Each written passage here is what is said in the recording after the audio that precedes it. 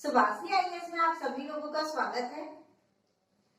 आज हम लोग प्रायद्वीपीय पठार अर्थात जिसको क्या कहते हैं पठारों का पठार, इसका अध्ययन करेंगे। ठीक है, यहाँ पर चलने से पहले, हमारी क्लास चालू करने से पहले मैं आप लोगों को एक जानकारी देना चाहती हूँ कि हम लोगों का एप्लीकेशन कैरियर पर, जिस पर यूपीपीसीएस प्रीलिम्स के 60 दिवसीय कक्षा कार्यक्रम प्रारंभ हो चुके हैं, इसकी जो लिंक है, हमारे एप्लीकेशन की जो लिंक है वो डिस्क्रिप्शन बॉक्स में दी गई है। आप लोग वहां से इसको डाउनलोड कर सकते हैं। जो भी छात्र यूपीपीसीएस प्रीलिम्स की तैयारी कर रहे हैं या फिर करना चाहते हैं, वो हमसे जुड़ सकते हैं, हमारे एप्लीकेशन का हिस्सा बन सकते हैं। हम उनको बेहतर से बेहतर मार्गदर्शन देने का कार्य करेंगे। ठीक, तो चलिए हम लोग हमारी क्लास स्टार्ट करते हैं। तो हमको क्या पढ़ना है आज? प्रायद्वीपीय पठार। ठीक है, तो पहली चीज ये देखो कि हमने जब भारत के भौतिक प्रदेश की जो क्लास स्टार्ट की थी, उसमें हम लोगों ने क्या पढ़ लिया था? उत्तर तथा उत्तर पूर्वी हिमालय और उत्तर भारत का विशाल मैदान, इसका अध्ययन हमने कर लिया था। ठीक है, आज हमको क्या पढ़ना है? प्रायद्वीपीय पठार। ठीक है, ये वाला भाग हमको आज पढ़ना है।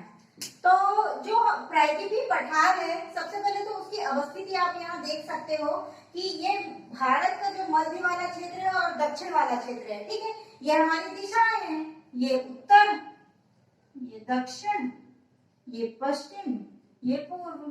ठीक है, तो हम प्रायद्वीपीय पठार की अवस्थिति देख सकते हैं कि हमको दिखाई कहाँ दे रहा है, तो ये भारत के मध्य और दक्षिण वाले क्षेत्र में। ठीक है, यहाँ से भारत के मध्य और दक्षिण वाले क्षेत्र में। ठीक है, अब इस प्रायद्वीपीय पठार की बात करें तो हमारे भारत का जितना भी भौतिक प्रदेश है, चाहे हम उत्तर तथा उत्तर पूर्वी हिमालय की बात करें, उत्तर भारत के मैदान की बात करें, ठीक है, मरुस्थल क्षेत्र की बात करें, घाटों की बात करें या द्वीप समूह की बात करें, इन सभी भौतिक प्रदेशों में सबसे बड़ा भौतिक प्रदेश हमारे पास कौन सा है?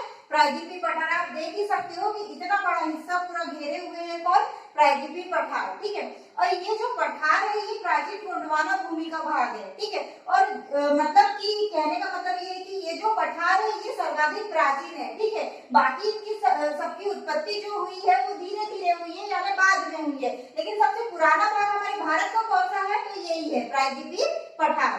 ठीक है, यहाँ तक आप यहाँ प्रायद्वीपीय पठार की आकृति देख रहे हैं, तो हमको इसकी आकृति कैसी नजर आ रही है? आप देख सकते हैं इस तरीके से ये फैला हुआ है। ठीक है, यहाँ से ये ऐसा है, फिर ये ऐसा है और फिर ये ऐसा है। ठीक है, तो इसकी आकृति हमको कैसी दिख रही है? त्रिभुज की आकार की। ठीक है, तो इसकी आकृति को हम क्या कहेंगे? त्रिभुजाकार आकृति में ये फैला हुआ है प्रायद्वीपीय पठार। ठीक है, अब आगे इसकी बात करें, जो ये प्रायद्वीपीय पठार है, मैंने अभी आपको कहा कि ये हमारे जो भारत है उसका बहुत बड़ा क्षेत्र घेरे हुए है। ठीक है, इसमें इसको अध्ययन की दृष्टि से जो हमारे खगोल शास्त्री रहे हैं उन्होंने इसको दो भागों में डिवाइड किया है। ठीक है, एक तो हो जाता है मध्यवर्ती उच्च भूमि, ठीक है, और दूसरा भाग क्या है? दक्कन का पठार।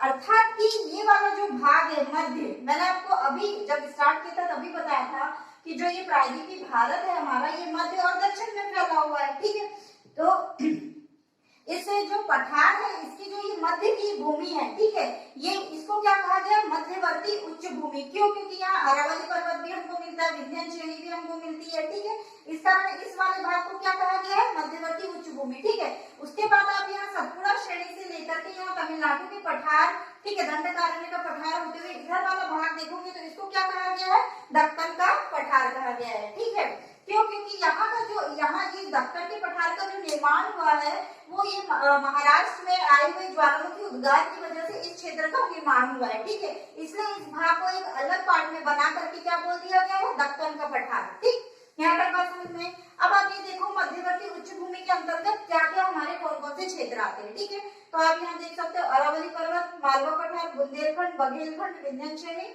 छोटा नागपुर पठार और मेघालय शिलांग का पठार। ठीक है, तो ये वाला पूरा भाग जो हमारा है, ये वाला पूरा भाग मेघालय के पठार से लेकर विंध्य श्रेणी, अरावली पर्वत, मालवा, बुंदेलखंड, बघेलखंड, छोटा नागपुर पठार, ये किसके अंतर्गत आता है? मध्यवर्ती उच्च भूमि के अंतर्गत आता है। ठीक है, अब ये सतपुड़ा श्रेणी से लेकर के आप तमिलनाडु का पठार, इसके अंतर्गत महाराष्ट्र लावा पठार, कर्नाटक पठार, तेलंगाना पठार, ये किसके अंतर्गत आता है? पूरा दक्कन के पठार के अंतर्गत आता है। ठीक है, अब ये जो प्रायद्वीपीय पठार है इसकी कुछ विशेषताओं को हम देख लेते हैं।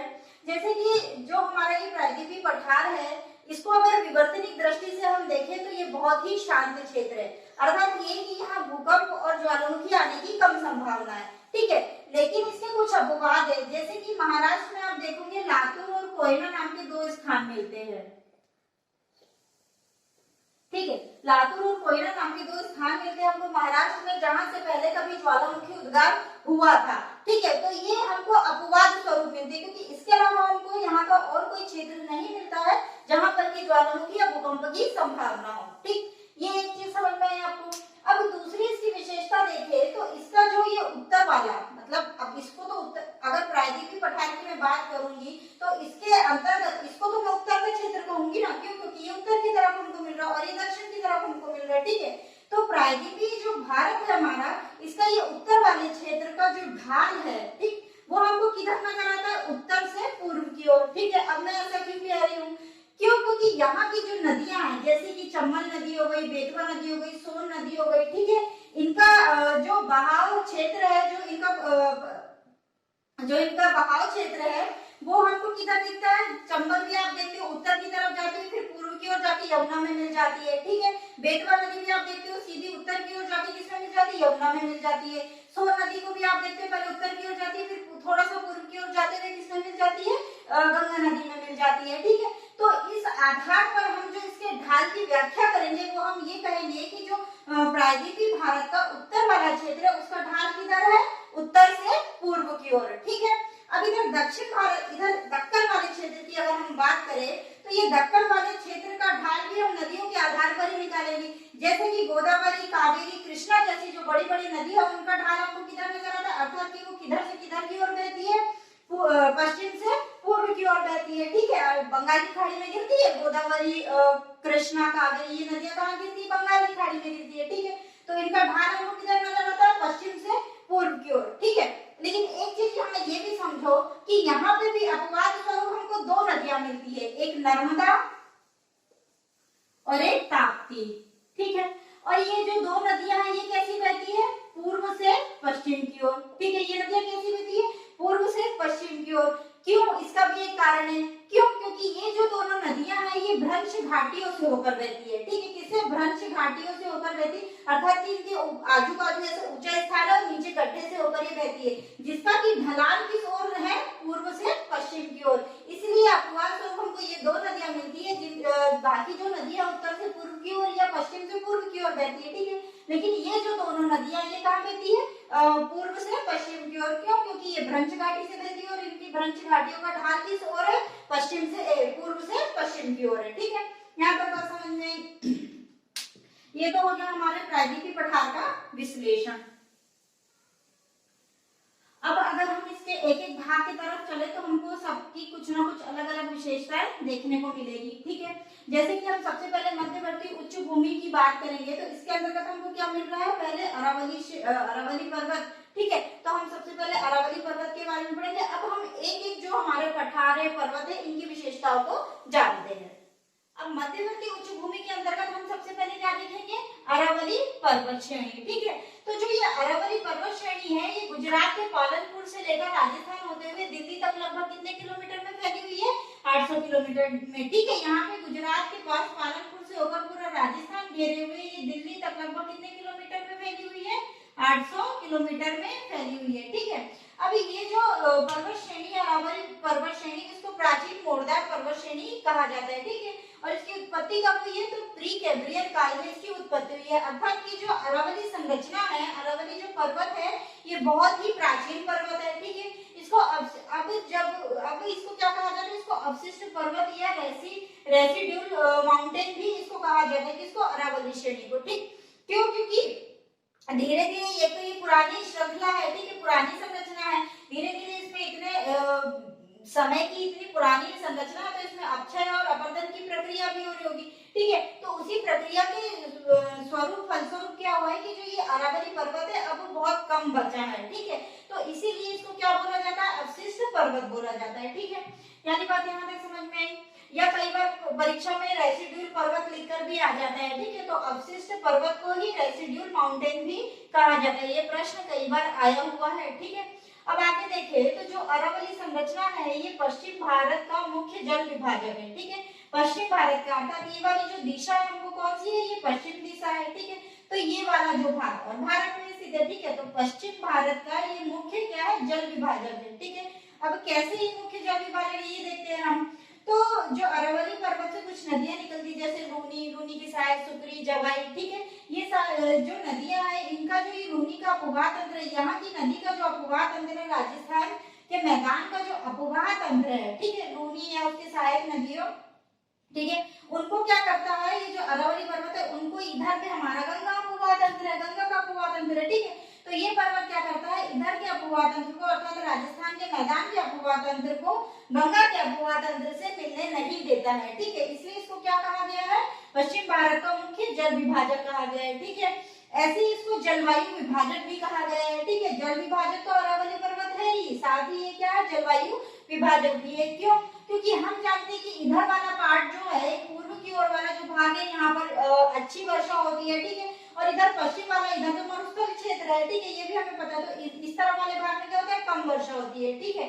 क्यों? क्योंकि ये जो पर्वत है, यहाँ से जब जो ये हवाएं जाती है, मानसूनी हवाएं जो जाती है, ये क्या करता है, पर्वत उनको रोक देता है और सारी वर्षा को यहीं करा देता है, ठीक है, इस तरफ उस मानसून को जाने नहीं देता है। यही कारण है कि इस वाले क्षेत्र में मरुस्थल बना हुआ है, ठीक है, तो इसलिए इसको क्या बोला जाता है, इसको जलवायु विभाजक भी बोला जाता है, ठीक। यहाँ तक बात समझ में आई। अब जो ये अरावली पर्वत है, इसके सर्वोच्च शिखर की अगर हम बात करें तो इसका सर्वोच्च शिखर क्या है, गुरु शिखर। ये भी कई बार प्रश्न पूछा जा चुका है, ठीक है, तो इसका सर्वोच्च शिखर क्या है, गुरु शिखर, ठीक है। अब गुरु शिखर कहाँ पर स्थित है, अरावली पर्वत पर ही माउंट आबू स्थित है, ठीक है, माउंट आबू पहाड़ी स्थित है, उसी पर कौन सा पर्वत शिखर स्थित है, गुरु शिखर, ठीक है, और ये अरावली पर्वत का क्या है, सर्वोच्च शिखर है, ठीक है। अब उसी आबू पहाड़ी पर माउंट आबू पर क्या है, दिलवाड़ा का जैन मंदिर, जो जैनों का प्रसिद्ध तीर्थ स्थल है, ठीक है, बहुत ही प्रसिद्ध तीर्थ स्थल है, क्या है, दिलवाड़ा जैन मंदिर। ये कहाँ पर स्थित है, ये भी आबू पहाड़ियों में स्थित है, ठीक है। उसके अलावा कुंभलगढ़ का जो किला है वो भी कहाँ पर स्थित है, आबू पहाड़ी में, अर्थात कि माउंट आबू में स्थित है, ठीक। अब मैंने अभी बता दिया कि जो अरावली पर्वत है, यहाँ से कौन सी नदी निकलती है, लूनी नदी निकलती है, ठीक है, और उसकी सहायक नदी सुकरी और जवाई जैसी नदियों का उद्गम कहाँ से होता है, अरावली पर्वत श्रेणी से, ठीक है। और जो ये लूनी नदी है, ये क्या है, अंतःस्थलीय अपवाह तंत्र है, ठीक। अब इसको अंतःस्थलीय अपवाह तंत्र क्यों बोल रहे हैं, क्योंकि ये जो नदी है ये पर्वत से निकलती है, ठीक है, ये नदी है जो अरावली पर्वत से निकलती है और राजस्थान का मैदान बांगर वाला जो पूरा क्षेत्र है वहां से बहते हुए गुजरात में आती है, कच्छ के रण के पास क्या हो जाती है, मतलब जमीन में क्या हो जाती है, दलदल में क्या हो जाती है, विलीन हो जाती है, उसके बाद ये हमको दिखाई नहीं देती, अर्थात कि धरती में जो हमारी धरती है उस पर क्या हो जाती है, समाहित हो जाती है, ठीक है। इसलिए इसको अंतःस्थलीय अपवाह तंत्र, अंतर मतलब स्थल के अंदर चले जाने वाला अपवाह तंत्र की संज्ञा दी गई है, किसको, लूनी नदी को, ठीक।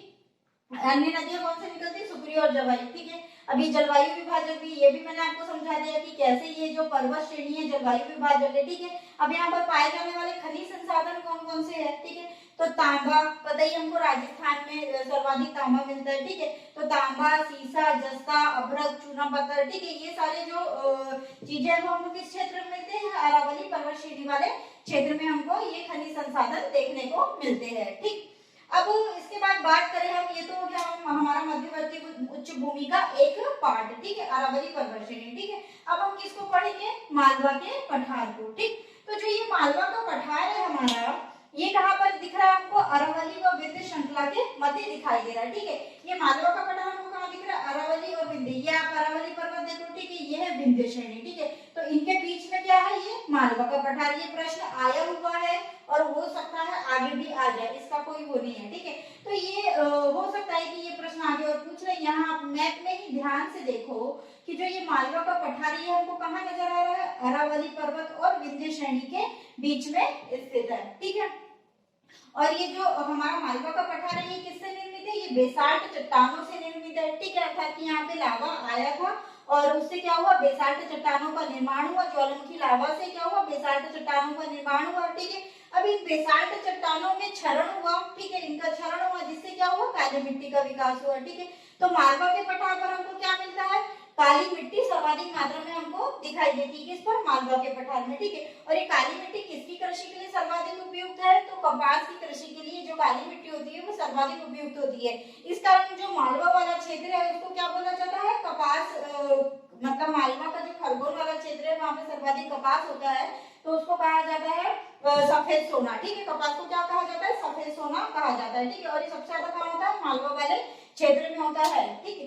आगे हम बात करें, जो ये मालवा का पठार है, इसकी उत्तरी सीमा, ठीक। अब हमने ये तो देख लिया कि मालवा का पठार कहाँ स्थित है, अरावली और विंध्य श्रृंखला के मध्य में। एक प्रश्न यहाँ से ये हमारा सॉल्व हो जाता है, ठीक है। उसके बाद मालवा का पठार जो है किससे निर्मित है, तो बेसाल्ट चट्टानों से निर्मित है, ठीक है। बेसाल्ट चट्टानों के क्षरण से क्या होता है, काली मिट्टी का विकास होता है। और काली मिट्टी किसके लिए सर्वाधिक उपयुक्त है, कपास की खेती के लिए। ये हमारी चीज हो गई, ठीक है।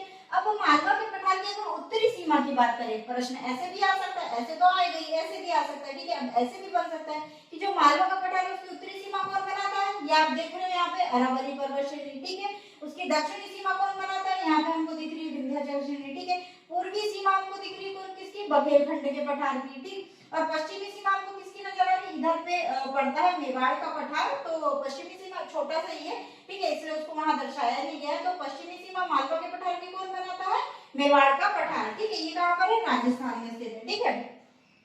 अब जो ये मालवा का पठार है, इसका कुछ भाग अब राजस्थान की इधर से जब मालवा वाला क्षेत्र पड़ता है मध्य प्रदेश का, उसमें इस तरफ हमको क्या मिलता है, राजस्थान, ठीक है। जो मध्य प्रदेश की इधर की सीमा है, पश्चिमी सीमा है, वो किससे लगती है, राजस्थान से, ठीक है। तो ये जो मालवा का पठार है हमारा थोड़ा सा राजस्थान के हिस्से में भी आता है, ठीक है। तो इसी मालवा के पठार को राजस्थान में क्या बोला जाता है, हड़ौती का पठार। हो सकता है ऐसे पूछ ले कि मालवा के पठार का अन्य नाम और क्या है, तो क्या है, हड़ौती का पठार, ठीक। अब आगे यहाँ से निकलने वाली नदियों की बात करें, मालवा पठार से निकलने वाली नदियों की बात करें, तो चंबल, नर्मदा, ताप्ती, ये नदियां चंबल, नर्मदा, ताप्ती इस क्षेत्र में ये बहने वाली नदियां, ठीक है। अब ये जो चंबल नदी है, चंबल नदी की अगर हम बात करें तो ये चंबल नदी है, ये क्या करती है, अवनाली का अपरदन करती है, ठीक है। चंबल नदी क्या करती है, अवनाली का अपरदन करती है, अर्थात कि ये जो नदियां हैं मिट्टी को काटती है और गहरे गहरे खड्डों का निर्माण करती है, ठीक है। यहाँ पे ऐसे खड्डे बन जाते हैं, इधर की भूमि ऊंची हो जाती है, इधर की भूमि ऊंची हो जाती है, ठीक है। तो ये क्या कहलाने लगते हैं, इसको क्या कहने लगते हैं, हम बीहड़ कहने लगते हैं, ठीक है। या उत्खाद भूमि या उखड़ी हुई भूमि, अर्थात कि नदी द्वारा उसका कटाव कर दिया गया है, तो उसको क्या कहा जाता है, उत्खाद भूमि कहा जाता है, ठीक है। यहाँ से भी प्रश्न कई बार आया है कि अवनाली का अपरदन कौन सी नदी करती है, तो चंबल नदी करती है, ठीक है। उसको क्या कहा जाता है, बीहड़ कहा जाता है या उत्खाद भूमि कहा जाता है, ठीक है। तो ये ऐसे टॉपिक है जहाँ से प्रश्न हमको एक ना एक देखने को मिल ही जाते हैं। तो आज के लिए बस इतना ही, बाकी का जो आगे का रहेगा हमारा बुंदेलखंड, बघेलखंड का पठार, विंध्य श्रेणी, ठीक, छोटा नागपुर पठार और मेघालय का पठार, फिर उसके आगे हम देखेंगे डक्कर का पठार।